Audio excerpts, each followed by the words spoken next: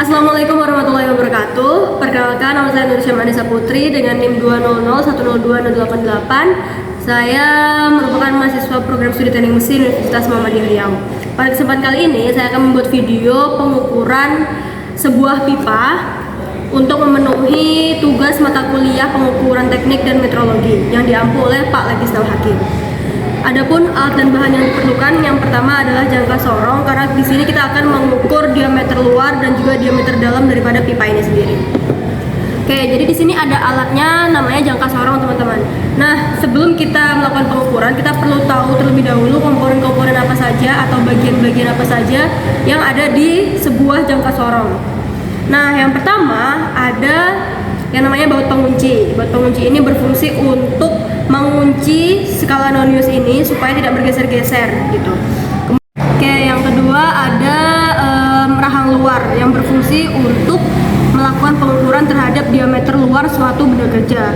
Nah, selanjutnya ada rahang dalam. Ini sebenarnya ada satu lagi rahangnya, tapi karena rusak, mungkin nanti kami coba pakai jangka sorong yang lainnya yang ada rahang dalamnya untuk mengukur diameter dalam suatu benda. Oke, berikutnya di sini ada tangkai kedalaman yang berfungsi untuk mengukur kedalaman suatu benda kerja. Oke, berikutnya yang paling penting dan yang paling utama adalah skala untuk melakukan pengukurannya itu sendiri. Nah, untuk di jangka sorong kita mengenal ada dua skala. Yang pertama ada skala utama, ini merupakan angka-angka yang ada di tangkai utama ini. Kemudian yang kedua ada skala nonius yang terletak di bawah ini. Oke, setelah kita mengetahui komponen-komponen dari jangka sorong ini, kita akan segera melakukan pengukuran terhadap benda kerja yang pada kesempatan kali ini benda kerjanya adalah pipa. Oke, yang pertama kita lakukan untuk mengukur diameter luar dari pipa ini adalah kita bisa melonggarkan baut penguncinya terlebih dahulu supaya skala noniusnya bisa kita geser-geser. Nah, kemudian kita tempatkan pipa ini yang diameter luarnya ini pada rahang luar dari jangka sorong ini sendiri. Kemudian kita rapatkan. Kemudian setelah sudah rapat baru kita kunci. Tujuan mengunci ini supaya skalanya tidak bergeser-geser lagi. Oke, kalau sudah kita bisa lepas benda kerjanya. Kemudian kita lakukan perhitungan atau kalibrasi berapakah hasil pengukuran dari pipa atau diameter luar dari pipa ini.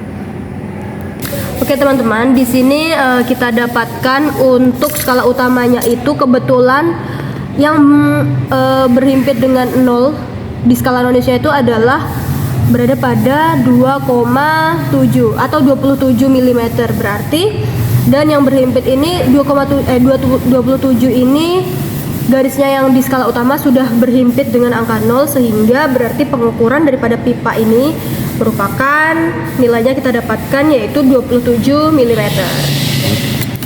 7 mm.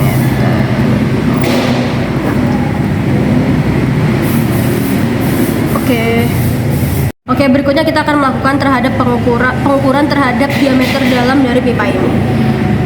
Untuk pengukuran diameter dalam kita akan menggunakan rahang bagian dalam yang ada di atas ini. Caranya kita geser skala noniusnya, kemudian kita masukkan ke benda kerjanya.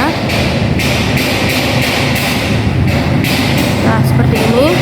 Nah, ini sampai pol ya teman-teman, supaya tidak bergeser-geser lagi. Kemudian kita keluarkan dari benda kerjanya dan kita lakukan perhitungan. Oke, berikutnya di sini kita akan melakukan perhitungan terhadap diameter dalam dari pipa ini.